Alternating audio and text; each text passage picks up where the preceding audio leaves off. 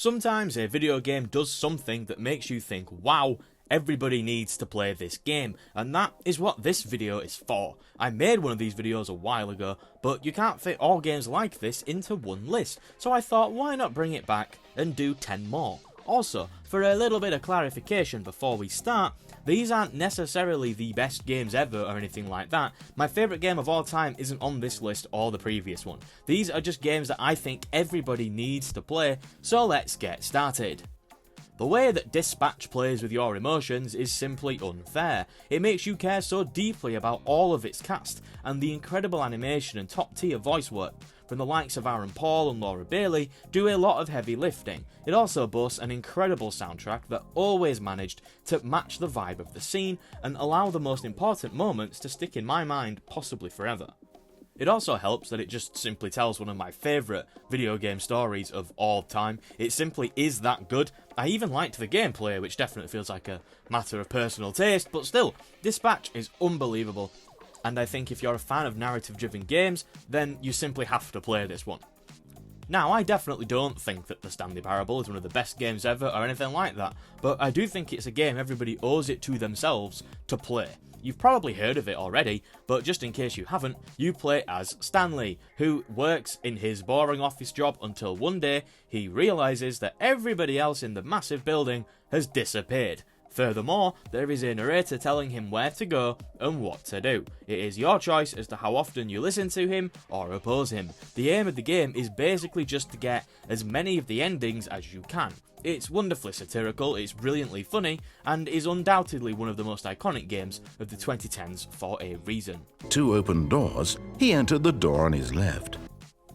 I have never played a game quite like Sayonara Wild Hearts, and it took me a bit of time to make peace with the fact that I probably never will again, and I love that. The game is so unique, essentially a hallucinogenic visual marvel with an absurdly good soundtrack, one of the best I think I've ever heard in a game. The gameplay is constantly changing and evolving, and the art style, I don't think I actually need to say anything. Look at it! Look at it! It also tells a pretty nice and uplifting story if you can pick up on its abstract methods. It's definitely on the shorter side, you could probably beat it in one sitting, but it is utterly incredible and unique, and if you can spare a few hours of your day to have your mind blown, then I simply cannot recommend Sayonara Wild Hearts enough to you. I honestly don't think there has ever been a co-op game as good as Split Fiction. I think it's the GOAT. The level design is next level, every single area feels handcrafted to make sure both players are doing something meaningful towards each other, but relying on each other as well in smart and inventive ways. The puzzles constantly evolve, and the way it introduces mechanics then subverts them and forces you to remix them into a second meaning is a masterclass in design. The story of the game unfortunately does suck. It features two writers getting trapped in their stories. I think they could have done a lot more with what is honestly a really intriguing concept. But none of that matters because the gameplay is doing all the storytelling you need through interaction and design. And really, the only thing keeping this from being unanimously crowned the GOAT of co-op games in my mind is nostalgia. Burn me at the stake if you must.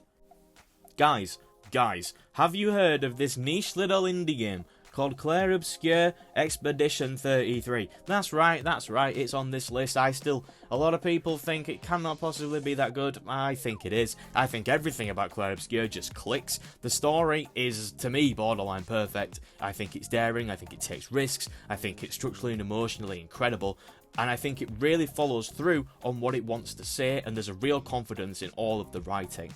And then you also have the combat. It's turn-based at its core with some real-time inputs thrown in. Yes, it wasn't the first game to ever do that, okay? We get it. Paper Mario did it as well. But that doesn't mean it's not awesome here. You're timing your blocks, you're managing your momentum, it's strategic, it's kinetic, it never gets old. I just absolutely love the combat of this game. Visually, the game is quite stunning. The world design is rich and imaginative, but not bloated. It's dense with meaning, and the soundtrack is easily one of the best I've ever heard in a game. Every single track lands perfectly. I think it's awesome. I don't think there is a caveat.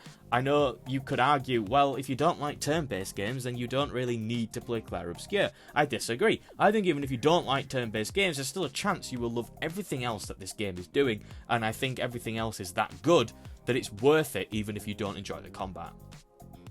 chances are you've not heard of this game, but I'm here to tell you that that should probably change. Promise Mascot Agency is genuinely some of the most fun I've had playing a game in a while. You play as an ex-Yakuza forced to work at a mascot agency where you send these weird looking guys on jobs to earn money. The game is essentially just capitalist simulator, where you're trying to maximise your profits to pay off a debt, but you also learn of this conspiracy in this small town and attempt to get to the bottom of it. The gameplay is essentially just driving around and finding upgrades to your business, but there's also this deck builder element which is fun in bursts as well. The story is actually better than I expected it to be, even if it is quite often pretty ridiculous. I genuinely can't quite put into words why I love Promise Mascot Agency so much, but it's 15 hours of just pure unadulterated fun.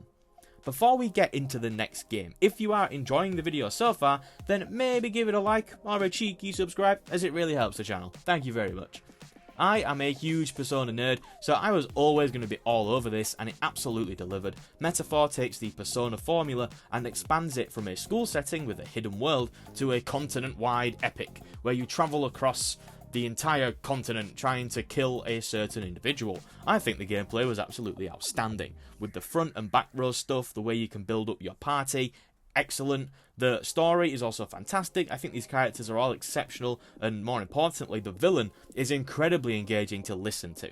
The world is also gorgeous, pretty much everywhere. I think this is a must-play for JRPG fans, or fans of turn-based games, although there is obviously a lot of overlap there.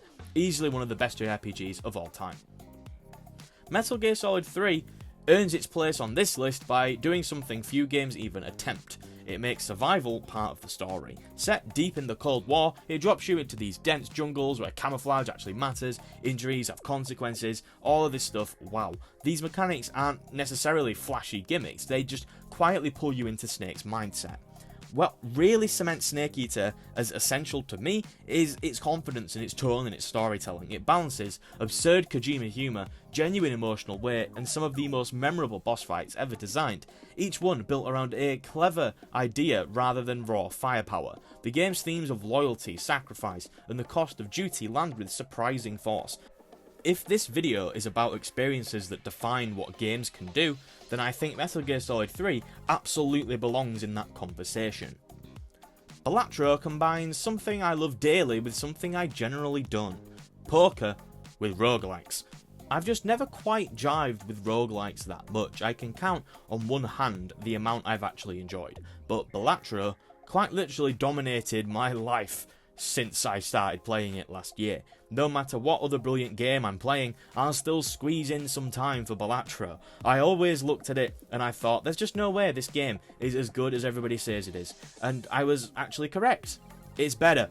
Balatro is easily my favourite ever roguelike. I think it is just an absolute masterclass in dopamine, and I think everybody needs to feel that just once at least. Nier Automata tells a story so beautifully tragic with a level of nuance and confidence that you just don't often see in video games.